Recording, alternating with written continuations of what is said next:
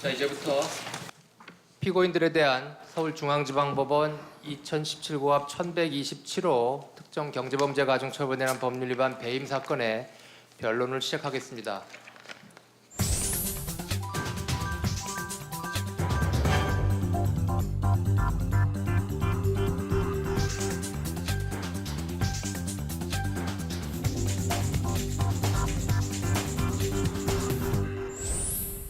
자, 그럼 본격적으로 재판을 진행해 보겠습니다. 먼저 사건 개요와 관련해서 박범석 부장판사님께서 사건 개요를 소개하겠습니다. 해주시죠. 예, 검찰 측 변호인 측 모두 공소장을 통해서 이미 이 사건 개요를 알고 있을 것이지만 다시 한번 간략히 정리하여 말씀드리겠습니다. 피고인 김 대표는 피해 회사의 대표이사로 개인적으로 10억 원의 사채를 쓴 후 사채업자 피고인 최일수에 대한 이 채무를 변제하기 위하여 피고인 사채업자 최일수와 공모하여 첫째, 피해 회사 소유 시가 6억 원의 응암동 아파트 한 채에 피고인의 최일수 명의의 근저당을 설정해주고, 둘째, 피고인 최일수가 피해 회사를 상대로 신청한 지급명령 신청에 대하여 이의를 하지 아니한 방법으로 이를 합경시켰으며, 셋째, 이 채무에 대한 변제에 가름하여 피해 회사 소유 실질가치 5억 원 불광동 아파트 한 채에 관하여 소유권 이전 등기를 격려해 줌으로써 피고인들이 공모하여 업무상 배임 행위를 하였다는 것입니다. 피고인들이 한 이 세 가지 행위에 대하여 사실관계 및 법리적인 측면에서 유죄가 인정되는지에 관해서 심리를 하도록 하겠습니다.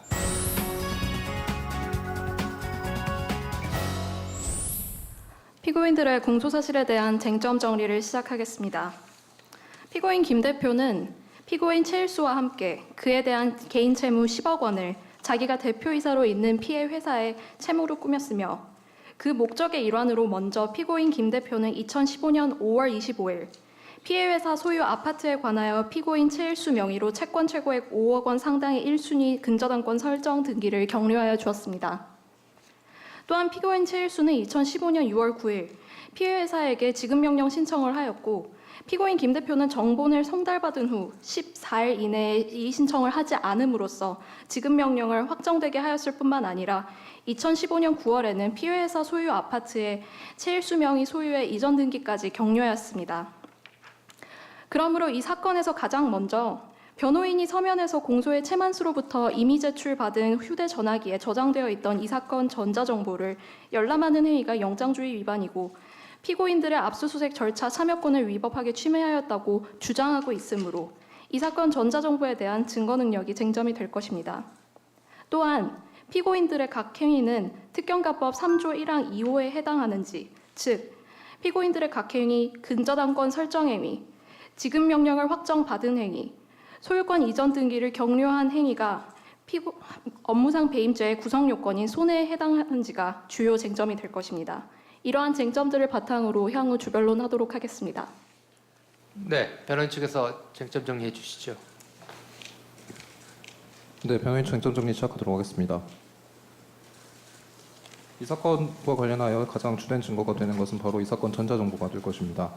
그렇기 때문에 이 사건 전자정보가 과연 그 증거 능력이 인정될 것인지 여부가 핵심적인 문제라고 할 것입니다.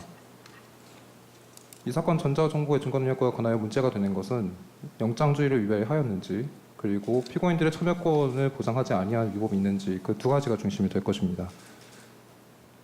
영장주의와 참여권을 위반을 하였다는 사실이 인정이 된다면 이들 모두 적법 절차의 실질적인 내용을 침해한 중대한 위법이 될 것이고, 그렇다면은 위법 수집 증거에 해당할 뿐만 아니라 위법 수집 증거의 예외 사유에도 해당될 수 없습니다. 따라서 그 어떠한 점을 보더라도 증거 능력이 인정될 수 없고, 따라서 형사소송법 제308조의 2에 따라서 증거로 쓸 수 없을 것입니다. 증거 능력에 관해서는 바로 이 두 가지 점, 즉 영장주의 위반의 점과 참여권 위반의 점에 대해서 중심적으로 말씀드리도록 하겠습니다. 배임죄와 관련하여 피고인들의 공소장 기재 행위만으로 재산상 손해 발생의 위험이 발생을 하였는지 여부가 중심적으로 문제가 될 것입니다. 첫째로 근저당권 설정 등기의 점에 관해서는 피고인 김 대표의 근저당권 설정이 대표권 남용 행위에 해당하기 때문에 법률상 무효이므로 재산상 손해 발생의 위험의 여지조차 없을 수 있다는 점, 지급명령 신청과 그 확정에 따른 점은 별도의 구제 수단이 존재할 수 있기 때문에 그 역시 마찬가지로 재산상 손해 발생의 위험이 없을 수 있다는 점. 마지막으로 소유권 이전 등기 격려의 점에 대해서도 가장 소유대차 계약에 기해서 원인 무효인 계약에 기해서 이루어진 것이기 때문에 그 역시 마찬가지로 재산상 손해 발생의 위험 자체가 인정되지 못한다는 점, 이 세 가지를 중심으로 변론하도록 하겠습니다. 이상입니다.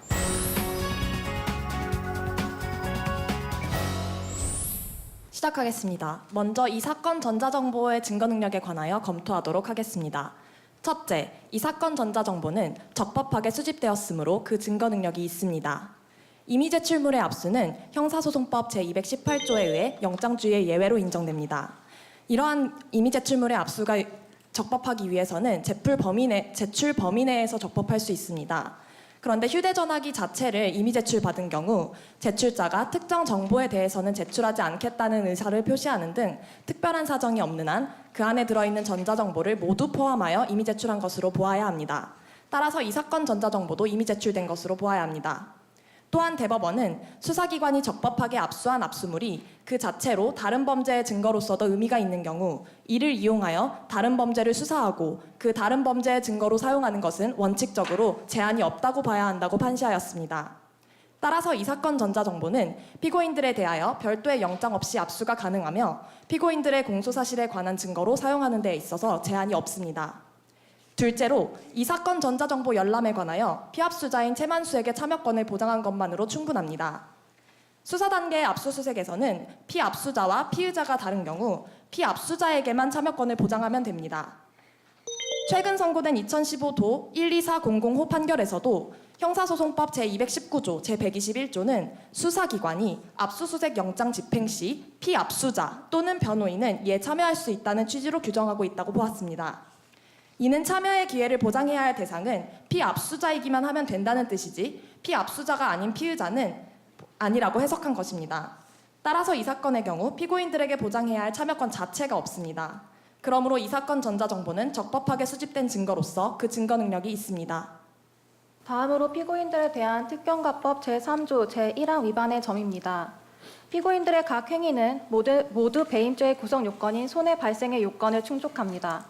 먼저 피고인 김 대표는 피해 회사 사무를 처리하는 지위에 있는 대표이사로서 근저당권 설정 행위를 함으로써 피해 회사의 기존 재산의 감소라는 재산상 실해 발생의 위험을 발생시켰고 피고인들은 피담보 채무액에 상응하는 이득을 얻었으므로 손해 발생이라는 구성 요건을 충족하였습니다. 또한 지급 명령을 확정받도록 이의 신청을 하지 않은 행위 또한 그 구성 요건을 충족합니다. 피고인 김 대표는 회사와 위임 관계에 있으므로 보증인 의무가 있는 자입니다. 그러나 피고인 김 대표는 이의 신청을 하지 않아 지급 명령이 확정되도록 방치하였습니다. 피고인 최일수는 확정된 지급 명령에 기하여 집행문을 부여받을 필요도 없이 곧바로 강제 집행을 신청할 수 있고 피해 회사가 청구 이의해소를 제기한다 하더라도 강제 집행의 개시, 속행에는 아무런 영향이 없습니다. 따라서 지급 명령의 확정 시에 재산상 실해 발생의 위험이 초래되었다고 볼 수 있으므로 업무상 배임죄가 성립합니다. 마지막으로 피해 회사 소유 아파트에 관하여 피고인 최일수 명의로 소유권 이전 등기를 격려한 행위 또한 재산상 손해 및 그 발생의 위험이 인정됩니다. 그 근거로는 첫째, 피해 회사가 진정 명의를 위한 이전 등기 또는 말소 등기를 격려하기 전이라면 피고인 최일수 명의로 등기가 격려된 때 경제적인 관점에서 피해 회사의 재산이 감소되었다고 보아야 합니다. 둘째, 대표권 남용 법리는 피고인 최일수가 악의인 경우에 소유권 이전 등기가 피해 회사에 대하여 무효인 것입니다. 따라서 피고인 최일수로부터 제3자가 소유권 이전 등기를 받거나 최일수의 채권자가 그 등기에 담보 설정을 하고 만약 그 제3자가 선의라면 선의의 제3자는 보호받을 가능성이 있으므로 재산상 손해 발생의 위험이 있다고 인정됩니다. 따라서 사후에 채권 포기 각서를 작성하고 근저당권 설정 등기가 말소되고 또 소유권 이전 등기가 말소되었다고 하더라도 이는 수사 잠탈 또는 은닉하기 위한 행위이고 사후적인 사정에 불과하여 이미 성립된 배임죄에 어떠한 영향도 주지 못합니다. 가사특경가법 배임죄의 기수가 성립하지 않는다고 하더라도 피고인들에게는 형법 제356조 업무상 배임죄의 미수가 넉넉히 인정됩니다.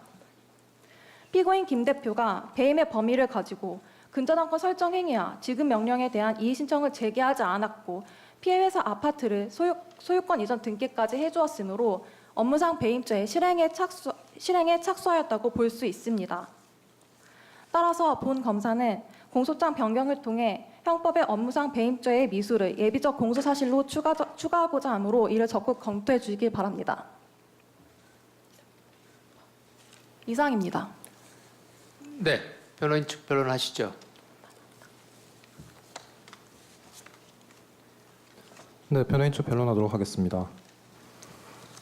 먼저 이 사건 전자정보의 증거 능력에 관하여 서울 서초경찰서 소속 수사관 이철주가 별도의 압수수색 영장을 발부받지 아니한 채 이 사건 전자정보를 수집한 것이므로 이는 영장죄를 위반한 것이기 때문에 형사소송법 제308조에 의해 따라서 증거로 쓸 수 없다는 점, 그리고 별도의 압수수색 영장을 발부받았다면 그 영장에 기재되어 있는 피의자는 바로 이 사건 피고인들이었을 것이고, 마찬가지로 그 영장에 기재된 혐의 사실은 바로 이 사건 혐의 사실이었기 때문에 형사소송법 관련 규정에 의해서 피의자들에게도 이 사건 피고인들에게도 참여권이 고지되고 통지되었어야 한다는 점을 중심으로 말씀드리겠습니다. 그리고 이 사건 공소장 기재 피고인들의 행위만으로는 재산성 손해 발생의 위험이 없다는 점에서도 그 이후에서는 전자정보에 관해서 설명을 드린 이후에 목소리를 바꾸어 다른 변호인이 설명드리도록 하겠습니다. 먼저 이 사건 전자정보는 영장주의를 위반하여 증거로 쓸 수 없는 것입니다. 대법원이 2009무 1190호 결정으로 전자정보 압수수색 절차 적법성 기준을 결정을 한 바 있고, 2011무 1189 전화위체 결정에서는 그 기준을 재확인한 동시에 세행처분의 위법이 후행처분에 미치는 영향과 그리고 별건 정보가 발견된 경우에 수사기관이 해야 할 조치에 대해서 명시적으로 판시한 바 있습니다. 그 결정에서 대법원은 수사 과정 중에서 우연히 별건 혐의와 관련된 사실들을 발견을 한 경우에는 우연히 발견한 경우라도 그 즉시 탐색을 중단을 하고 별도의 절차를 나아가지 말고 별도의 압수수색 영장을 적법하게 발부받은 후에 그 이후의 진행 과정을 진행할 수 있다라고 판시한 바 있습니다. 그렇다면 이 사건에 비추어 판단을 해보면 이 사건의 경우에도 수사관이 이철주가 최만수의 뇌물수수 혐의 사실에 대해서 수사를 하던 중에 그 소유의 휴대전화기를 이미 제출받았고, 그리고 이미 제출받은 휴대전화기 안에 있는 전자정보를 복구하고 탐색하던 과정에서 우연히 이 사건 피고인들의 배임 혐의 관련된 증거들을 발견을 하였습니다. 그렇다면 앞서 말씀드린 전화미체 결정의 취지에 따르자면 그 즉시 탐색을 멈추고 법원으로부터 적법하게 영장을 발부받은 후에 다시 증거를 수집을 했어야 합니다. 그러나 수사관 이철주는 그런 절차를 거치지 아니하고 임의로 완연히 그 이후에 탐색 수집 절차를 계속하였다는 것이 기록상 명백하므로 이는 영장주의를 명백하게 위반한 것이라고 볼 것입니다. 따라서 이는 적법 절차의 실질적인 내용을 중대히 침해한 것이므로 형사소송법 제308조의 이에 따라서 증거로 사용할 수 없다고 보아야 할 것입니다. 다음으로 피고인들의 참여권이 보장되지 않았음을 말씀드리도록 하겠습니다. 검찰 측에서는 피고인들이 참여권자가 아님을 전제로 하고 있습니다. 왜냐하면 피고인들은 사건 당시 이 전자정보 열람 당시 피고인의 지위도 있지 아니하였고 피의자도 아니었으며 이미 제출의 당사자도 아니었고 압수수색 당사자도 아니었기 때문입니다. 그렇기 때문에 참여권자가 아니므로 참여권이 보장될 수 없다라는 전제에서 의견을 진술하신 것으로 파악이 됩니다. 하지만 말씀드렸다시피 만약 수사기관 이철주가 이 사건 전자정보를 수집할 때 별도의 압수수색 영장을 발부받았더라면 그 영장에 기재된 혐의 사실은 바로 이 사건 배임과 관련된 것이고, 그리고 그 영장에 기재된 피의자들은 바로 이 사건 피고인들이었을 것입니다. 그렇다면 형사소송법 관련 규정에 의해서 당연히 피의자들에게 참여권이 고지가 되었어야 할 것입니다. 물론 판례는 참여할 기회만 보장하면 족하다는 취지로 판시를 하고 있습니다. 하지만 그 참여할 기회의 전제 조건은 바로 참여권의 고지가 될 것입니다. 이러한 최소한의 절차 자체를 지키지 아니하여 피고인들의 참여권을 위법하게 침해한 위법이 있으므로 이 역시 마찬가지로 실질적 적법 절차의 실질적 내용을 중대하게 침해한 것이라고 평가할 것입니다. 따라서 이 역시 이러한 근거로도 마찬가지로 이 사건 전자정보는 형사소송법 제300조에 의해 따라서 증거로 사용할 수 없다고 보아야 할 것입니다. 다음은 배임죄와 관련해서 공소장 기재 피고인들의 행위만으로는 재산상 손해 발생의 위험이 없다는 점에 대해서 변론드리도록 하겠습니다. 대법원은 판례에서 배임죄에서 재산상 손해를 가한 때에는 현실적인 손해를 가하는 경우뿐만이 아니라 재산상 실의 발생의 위험을 초래한 경우에 포함된다고 하였습니다. 그러나 그러한 손해 발생의 위험조차 초래되지 아니하는 경우에는 배임죄가 성립하지 아니합니다. 이에 따라 법인의 대표자가 법인 명의로 한 채무부당 행위가 법률상 효력이 없는 경우에는 특별한 사정이 없는 한 그로 인하여 법인에 어떠한 손해가 발생하거나 발생할 위험이 있다고 할 수 없으므로 그 대표자의 행위는 배임죄를 구성하지 아니한다고 판시하였습니다. 이 사건의 경우 피고인들의 근저당권 설정 경로에 의한 업무상 배임의 정의의 경우부터 말씀드리겠습니다. 피해사인 주식회사 3일기업의 대표이사인 피고인 김 대표가 피해사 명의로 한 채무부당 행위는 대표권 남용에 해당합니다. 그리고 피고인 김 대표가 회사의 이익을 위해서가 아니라 자기 또는 제3자의 이익을 도모할 목적으로 대표권을 행사한 경우에는 상대방 피고인 최일수가 피고인 김 대표의 진위를 알았거나 알 수 있을 때이므로 피해사를 채무자로 한 이 사건 근저당권 설정 행위는 피해사에 대하여 효력이 없습니다. 이어서 피고인들의 지급명령 확정으로 인한 업무상 배임의 점에 대하여 말씀드리겠습니다. 대법원은 현행 민사소송법에 의한 지급명령이 있어서도 지급명령 발령정에 생긴 청구권의 불성립이나 무효 등의 사유를 그 지급명령에 관한 이의서에서 주장할 수 있다고 하였습니다. 그리고 민사집행법 제58조 제3항, 제44조 제2항에서는 지급명령은 채무자를 신문하지 아니하고 채권자의 일반적인 시청에 따라 발령되는 것이므로 민사집행법은 확정된 지급명령에 대한 청구 이의서에서는 그 이의 사유가 발생한 시점에 관계없이 이의 사유를 주장할 수 있도록 규정하였습니다. 이 사안의 경우 민사소송법 제474조에 의하여 피고인 김 대표가 이의 시청을 하지 않아 지급명령은 일단 확정되었습니다. 그렇다면 이 사건 확정된 지급명령에 대하여 피해사는 청구 이의소를 제기하여 피고인 최일수의 피해사에 대한 지급명령에 의한 강제집행의 위험을 회피할 수 있습니다.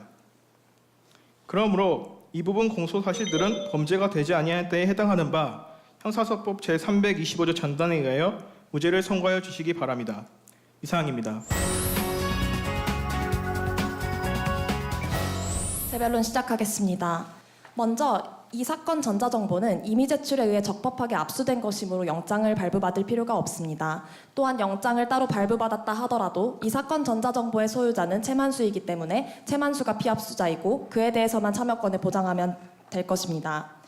또한 적법 압수물이 다른 범죄의 증거로서도 의미가 있는 경우에 해당하기 때문에 피고인들의 공소사실에 관한 증거로 사용하는 데는 전술한 바와 같이 제한이 없습니다.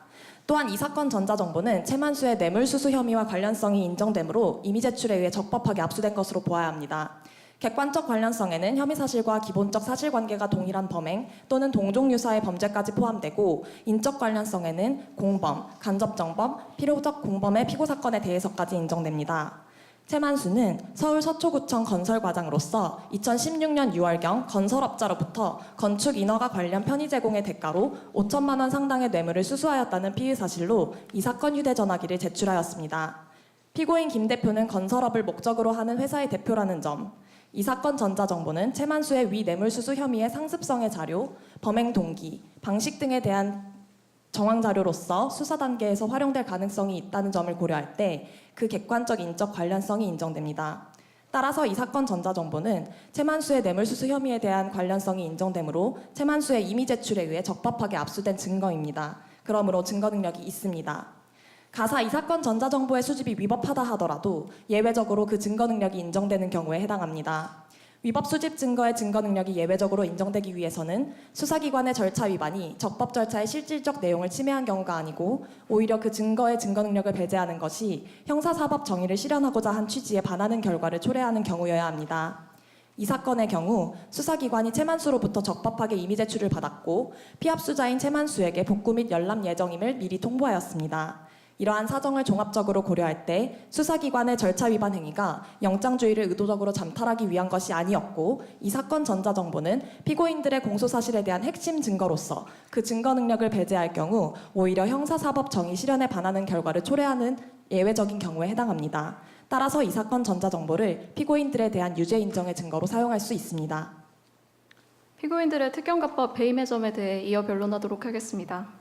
변호인 측은 피고인들의 행위가 대표권 남용의 법리에 의해 무효이기 때문에 위험조차 초래되지 않았다고 주장하고 있지만 이는 재산상 손해의 유무는 경제적 관점에서 파악해야 한다는 판례와 실무의 태도를 무시한 주장이므로 받아들일 수 없습니다. 근저당권 설정 등기 및 소유권 이전 등기나 지급 명령 신청을 차치하고서도 피고인들은 피해 회사에 허위의 채무가 있는 것처럼 꾸민 때 이미 피해 회사에 재산상 손해가 있는 것으로 보아야 할 것입니다. 채무의 발생은 현실적 이행과는 관계없이 법인의 불이익을 초래할 수 있고 뿐만 아니라 소국 재산의 증가는 단순히 재무제표만에 표시되는 것이 아니라 회사의 신용도나 재무 건전성에 영향을 주고 심한 경우 회사의 존립에도 영향을 미칠 수 있는 아주 중대한 문제입니다. 또한 근저당권 설정 등기 및 소유권 이전 등기 경로로 인해 이 등기가 공시된 이상 등기의 추정력이 발생하였고 확정된 지급 명령은 별도의 집행문도 발급받을 필요가 없이 강제 집행할 수 있으므로 피해 회사에 손해가 발생한 것으로 보아야 할 것입니다.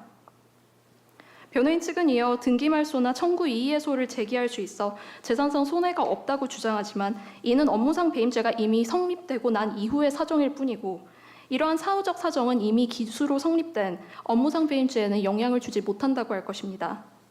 또한 지급 명령에 대해서 청구이의소를 제기를 한다 하더라도 강제 집행을 개시 속행하는 데에는 아무 지장이 없기 때문에 가사 청구 이의소에 의해 지급 명령이 실효되더라도 강제 집행 권한이 확정된 때, 즉 지급 명령 확정 시 재산상 실해 발생의 위험이 초래되고 이에 업무상 배임죄의 기수가 성립한다고 보아야 할 것입니다. 이상입니다. 네, 변호인 측에서 재변론하실 게 있습니까? 일단 이 사건 전자정보의 증거 능력과 관련하여 검사 쪽에서 말씀해주신 부분 잘 들었습니다. 검사 쪽에서는 일단 이미 제출의 대상물 자체가 일단 휴대전화기였고 그리고 휴대전화기 안에 이 사건 전자정보들이 들어가 있었기 때문에 적법하게 제출된 것이다라는 부분을 말씀을 해주셨는데 일단 그 부분부터 말씀을 드리겠습니다. 대법원 판례에 따르면 이미 제출되는 경우에도 그 제출자 재반 사정을 비추어 봤을 때 그 제출자의 그 특정 의사가 확인될 수 있다라고 판시한 바가 있습니다. 즉 이 사건의 경우에는 기록상 명백하게도 최만수가 이미 제출할 당시 그 어떠한 의사 표시도 하지 않았습니다. 즉 자신의 뇌물수수와 관련된 부분에 한해서만 특정 제공을 할 것인지 아니면 이 사건 휴대전화기 내에 들어가 있는 모든 전자정보를 다 제공할 것인지 그 의사를 표시조차 하지 않았습니다. 그렇다면 수사기관의 입장에서는 임의 제출 동의서를 받는 형식으로 먼저 최만수에게 어떠한 범위에서 자신의 전자정보를 제공할 것인지를 확인하였어야 합니다. 하지만 기록상 그러한 절차를 거쳤다는 사실이 없습니다. 그렇다면 검사 측에서는 만연히 그저 휴대전화기 안에 들어가 있다는 사실만으로 이 사건 전자정보까지 전부 다 제출에 동의한 것이다 라고 의제를 하고 있는 것으로 보이는데 이는 형사소송법이 보장하고 있는 피고인들의 권리를 보장하고 있는 그 취지에 비추어 봤을 때 절대로 받아들일 수 없는 주장이라고 볼 것입니다. 다음은 참여권과 관련해서 말씀드리도록 하겠습니다. 검사 측에서는 정보자기 결정권과 관련해서 말씀을 하신 것으로 파악이 됩니다. 즉, 이 사건 휴대전화기 안에 들어가 있는 전자정보는 그 휴대전화기의 소유자가 바로 최만수이기 때문에 그 전자정보의 소유자도 역시 최만수이고 그렇다면 정보 주체도 바로 최만수이기 때문에 정보자기 결정권의 행위 주체도 바로 최만수이다. 따라서 참여권을 별도로 보장할 필요가 없다라는 취지로 주장을 하신 것으로 파악을 하고 있습니다. 하지만 이 사건 휴대전화기에 저장된 이 사건의 전자증거의 주된 내용을 이루는 문자 메시지와 사진들을 보면은 문자 메시지 중에서는 바로 이 사건 피고인 중에 하나인 피고인 최일수가 발송한 문자 메시지들 그리고 피고인 최일수가 본인이 찍어서 발송한 사진들도 그 내용을 이루고 있습니다. 그렇다면 찍은 그 정보 자기결정권의 향유 주체로서 그 정보 주체를 판단을 할 때 그것을 판단을 할 때는 바로 그 찍은 사람, 그 작성한 사람을 중심으로 해서 보아야 할 것입니다. 그렇게 본다면은 바로 그 정보 주체, 정보 자기결정권의 향유 주체로서의 정보 주체는 바로 이 사건 피고인 중에 한 명인 최일수라고 할 것입니다.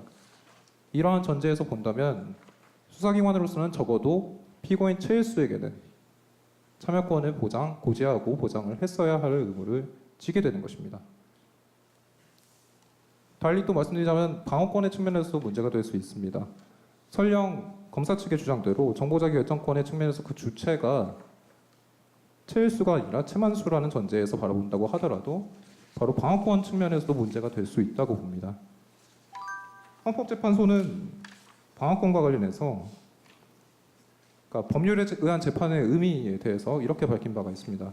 법률에 의한 재판, 그러니까 헌법에서 보장되는 법률에 의한 재판 청구권이라는 것은 적어도 형사재판에 있어서는 죄형 법정주의, 절차의 적정성, 절차의 적법성까지 보장되는 적법 절차 원칙이 위반되지 않는 실체적 적법성에 따라서 규율되는 재판이다라고 표시한 바가 있고 방어권은 바로 이러한 측면에서 보장이 되어야 하는 권리입니다. 그렇다면 물론 이 사건 피고인들은 그 수사 당시에 제3자에 불과했습니다. 하지만 수사기관인 이철주가 이 사건 혐의 사실과 관련된 증거들을 발견한 즉시 피의자로 전환이 되었을 것이고 실질적으로 그렇다면 그 즉시 피의자의 주위에 서는 순간 자신의 피의 사실에 대해서 수사기관이 어떠한 증거를 수집하였는지를 당연히 알아야 할 것이고 이러한 취지는 형사소송법에서도 분명히 보장하고 있는 권리들입니다. 따라서 검사 쪽의 전제를 받아들인다고 하더라도 방어권을 무시했다라는 사실은 변함이 없는 것입니다. 이러한 이유에서 검사 측이 주장하는 바와 같이 영장주의와 참여권을 중대하게 위반한 사실이 있기 때문에 검사 쪽에서 주장하는 바와 같이 위법 수집 증거가 예외적으로 증거 능력을 인정받을 수 있는 그 사유가 존재한다고 볼 수가 없겠습니다. 이상입니다.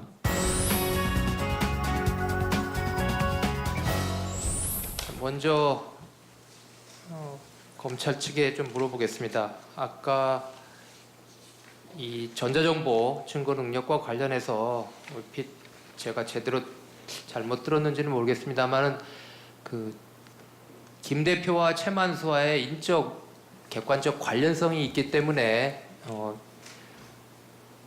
있다는 취지로 이렇게 말씀을 하신 게 있었습니다. 그렇죠? 그래서 예, 맞습니다. 그러면 지금 이 사실관계에 있어서 김 대표와 최만수는 아는 관계인가요? 어떻습니까? 저희는 피고인 김 대표가 건설업을 목적으로 하는 회사의 대표이사라는 점을 고려하였을 때 최만수의 건설업자로부터 뇌물수수를 제공받은 혐의, 그 혐의에서의 그 건설업자가 피고인 김 대표일 수 있다는 가능성을 보았습니다. 따라서 이에 따라서 수사 단계에 활용될 가능성이 있다고 보았습니다. 김 대표를 뇌물의 공여자일 수 있다는 혐의 이런 취지의 말씀하신 건가요? 네, 맞습니다. 혹시 이 부분에 대해서 뭐 변호인 측에서 의견을 얘기하실 게 있습니까? 네, 의견 진술 기회를 주신다면 감사하겠습니다. 네, 하시죠.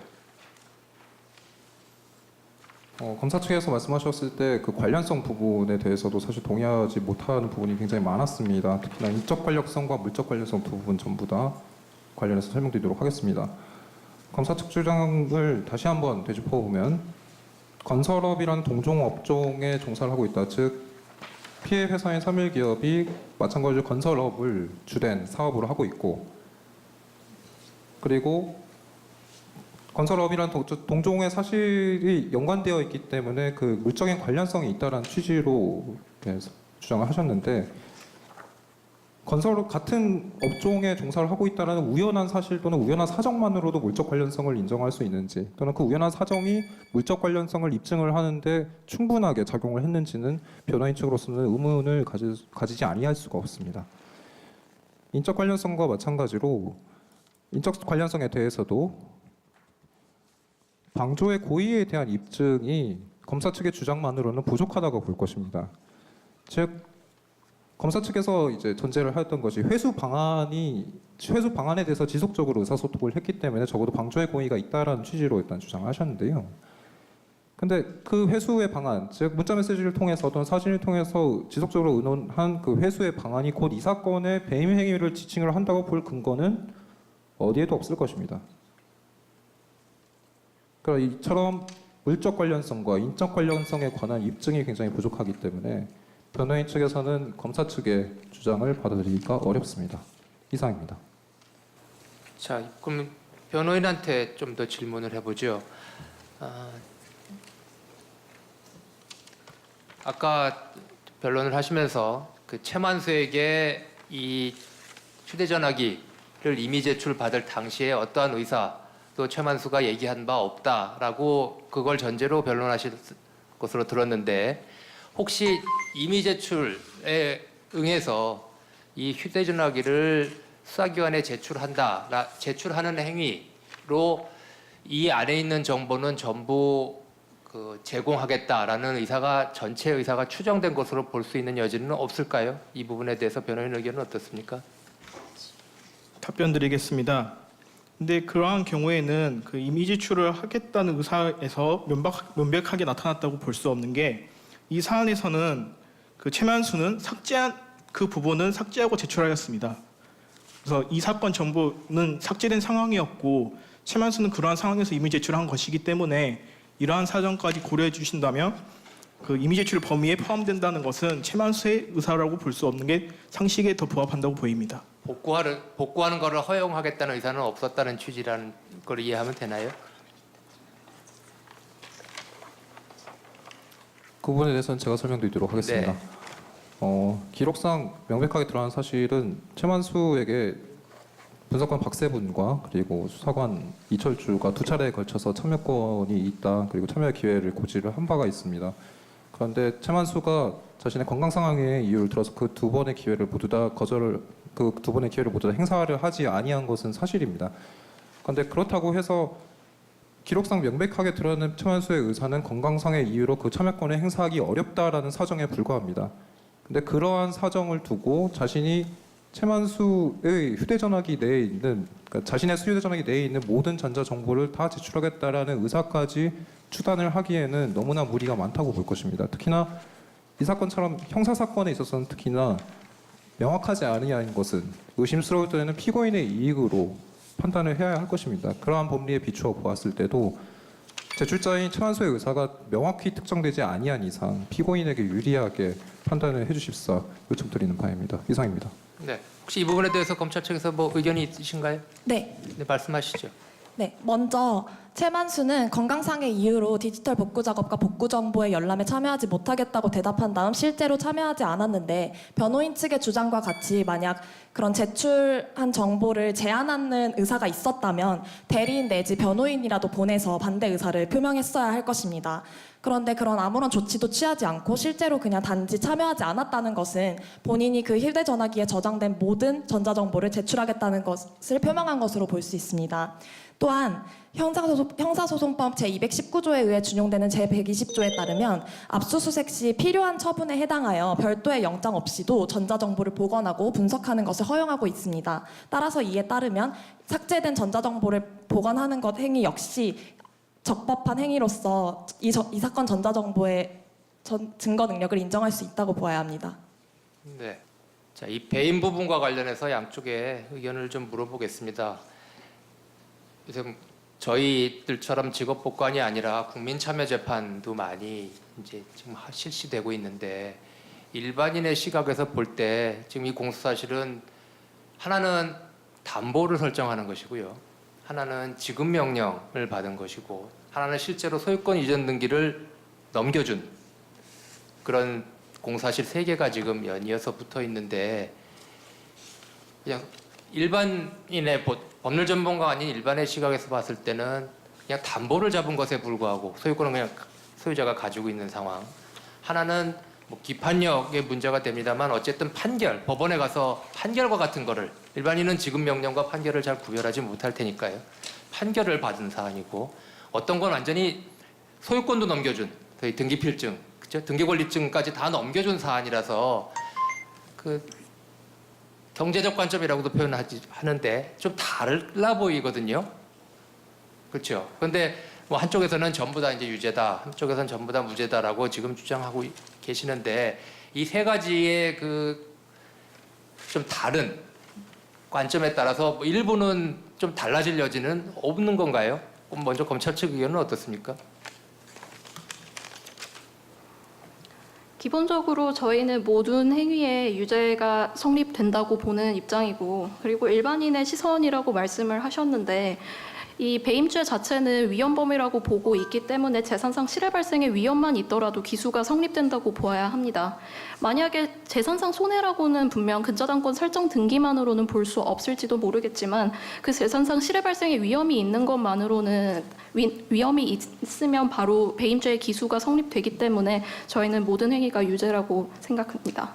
하나만 덧붙여도 되겠습니까? 네, 그러시죠. 그리고 근저당권 설정 같은 경우에는 일반인들도 많이 설정하는 행위입니다. 따라서 이에 따르면 자신의 적극 재산이 근저당권 그 채권 채무액만큼 재산 가치가 감소하는 효과가 있기 때문에 일반인의 시선에서 보더라도 재산상 실해 발생의 위험 내지 재산상의 실해가 발생했다고 볼 수 있습니다.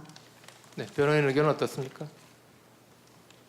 네, 일단 제가 먼저 말씀을 드리고 그리고 관련된 사항을 다시 목소리를 바꾸어서 다른 변호인이 설명을 네. 드리도록 하겠습니다.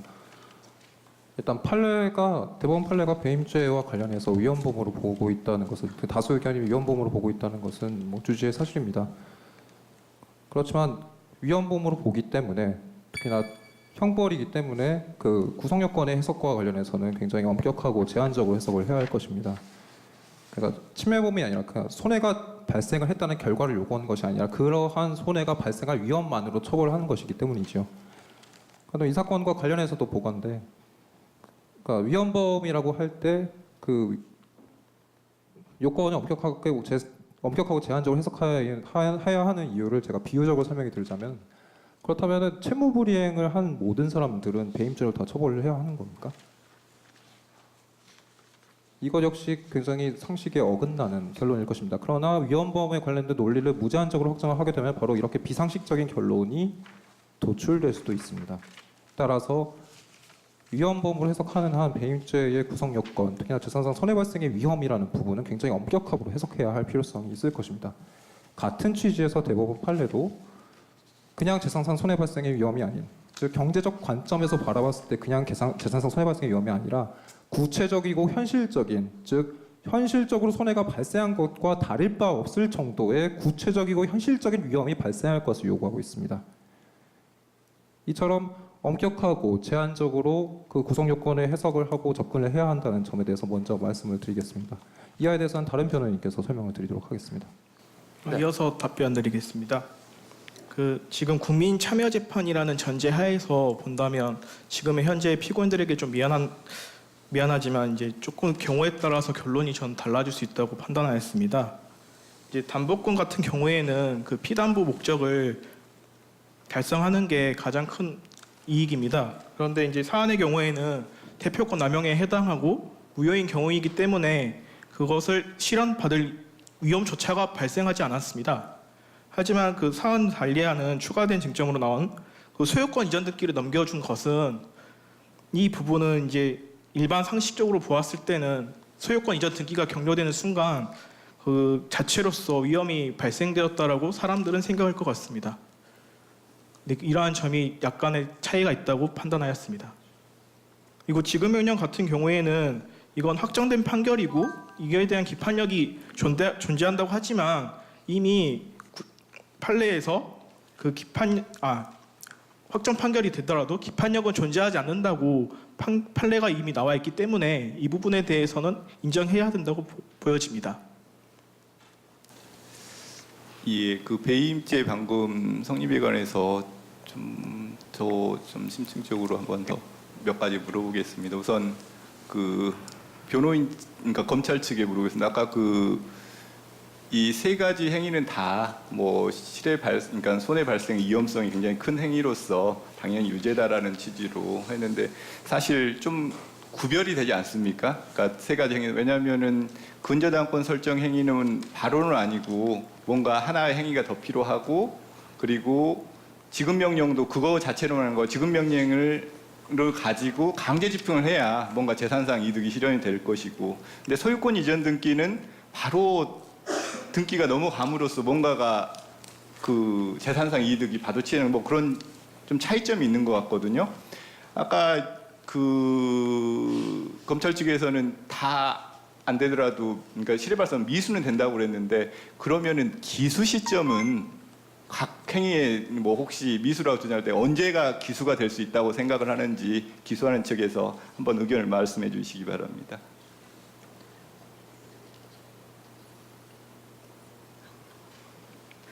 저희 검사 측은 피고인 김 대표와 피고인 최일수가 피해 회사 채무로 꾸민 행위 자체를 실행이 착수로 보고 근저당권 설정 등기가 격려되고 지급 명령을 확정받고 소유권 이전 등기를 격려한 시에 기수에 이른다고 주장하고 있습니다.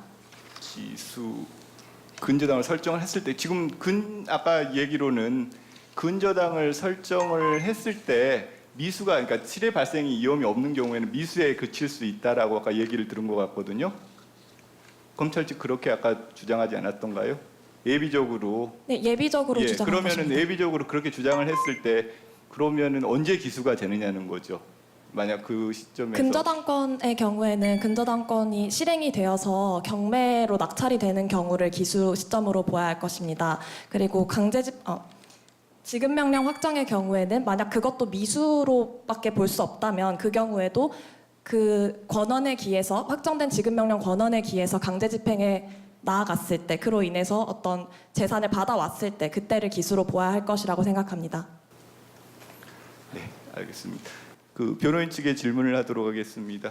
그 변호인 측은 아까 위헌범이라는 건 인정을 하면서도 그게 그 법률상 당연히 무효고 그래서 이게 이득 실현 가능성이 거의 없어서 이득을 취할 가능성이 거의 없어서 무죄다 실해 발생 염려가 거의 없는 경우다라고 그렇게 주장하지 않았습니까?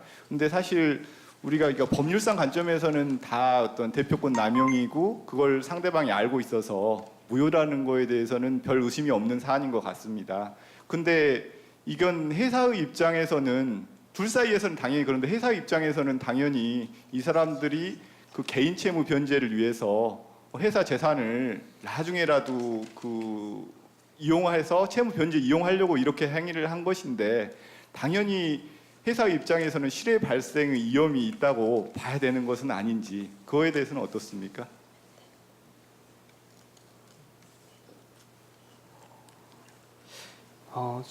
저희가 한 가지 관점을 더 추가해야 될 필요가 있다고 생각합니다. 피해자의 입장에서 전체 재산의 관점에서 재산상 손해를 판단해야 된다고 봅니다. 법률상 무효인 행위를 하고 그리고 그에 따르는 여러 가지 근저당권 설정, 소유권 이전 등기, 지급 명령의 확정 이런 게 이루어졌더라도 피해 회사의 입장에서는 법률상 무효인 행위에 기초하여 하였기 때문에 이런 손해를 회복할 수 있는 수단들, 소유권 이전 등기를 말소하는 청구를 한다든지 또 그 근저당권을 말소하는 등기 그리고 지급 명령에 대해서는 청구 이해소를 제기하는 방법 이렇게 그 피해자 입장에서는 손해를 회복할 수 있는 방법도 같이 주장을 당연히 할 수 있기 때문에 전체적인 재산의 관점에서 손해가 발생한 부분만 보지 않고 피해자가 그 손해가 발생한 걸 회복할 수 있는 수단이 동시에 그 권리가 발생한다는 점을 구분해서 이해를 할 필요가 있겠습니다.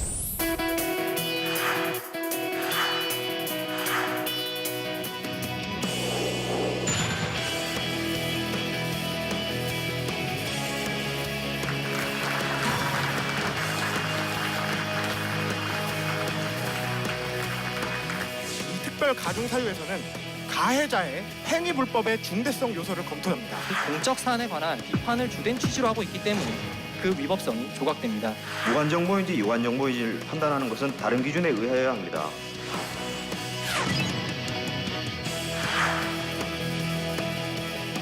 어, 1년 뒤에는 이제 필드에서 서로 좋은 모습으로 만났으면 좋겠습니다.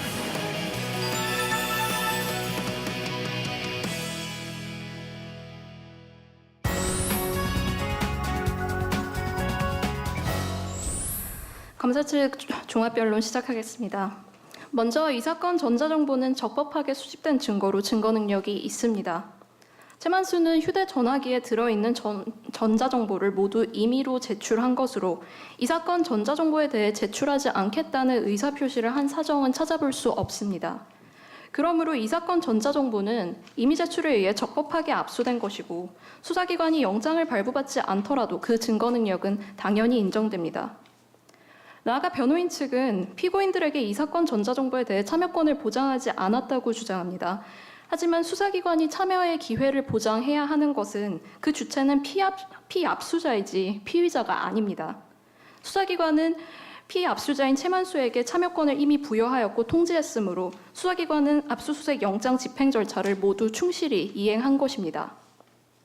따라서 이 사건 전자정보의 증거 능력을 인정할 수 없다는 변호인 측의 주장은 받아들일 수 없습니다. 다음으로 특경가법 배임의 점에 대해서 피고인들은 명백히 유죄라 할 것입니다. 피고인 측은 배임죄의 성립 요건인 손해가 발생하지 않았다고 주장합니다. 하지만 경제적 관점에서 손해를 파악한다면 이 사건 근저당권 설정 및 소유권 이전 등기가 되거나 지급 명령이 확정된 때 피해 회사에 대한 채무가 발생한 것이고 그로 인한 소극 재산의 증가는 자금 조달에서의 불리함 등 사회 경제적으로 현실적인 불이익으로 작용하게 될 것입니다. 그러므로 이 사건의 경우 피고인들의 행위로 인해 구체적 현실적 실해 발생의 위험이 발생했다고 보아 배임죄의 기수가 되었다고 보아야 할 것입니다.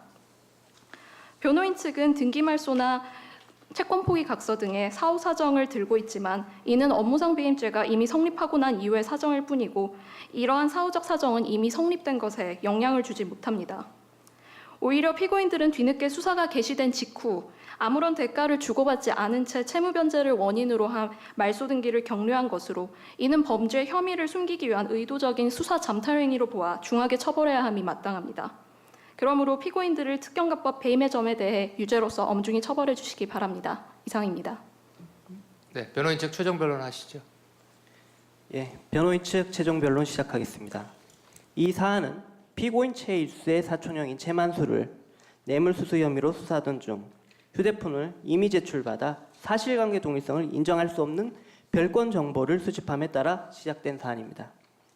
이미 판례에서는 별도의 범죄 행위에 대해서는 우연히 발견한 경우라도 별도의 압수수색 영장을 발부받아 진행할 수 있다고 보았습니다. 이를 무시한 수사기관의 행태는 수사 만능주의라고 평가할 수 있습니다. 증거 능력을 부인함으로써 헌법상 적법 절차의 원칙, 영장주의의 원칙이 바로 세워져 있음을 재판부가 보여주셨으면 합니다. 검사 측은 그리고 재산상 손해 발생의 위험이 인정된다고 주장하고 있습니다. 하지만 이 재산상 손해의 본질은 대표권 남용으로 무효인 가장채권입니다. 그에 기초한 근저당권 설정은 이미 판례에서 업무상 배임 성립을 부정한 바 있고 무효 행위에 기초한 지급 명령과 소유권 이전 등기에도 마찬가지일 것입니다. 따라서 피고인들의 각 행위는 범죄로 되지 아니하는 경우에 해당하므로 형사소송법 제325조 전단에 따라 무죄를 선고하여 주시기 바랍니다.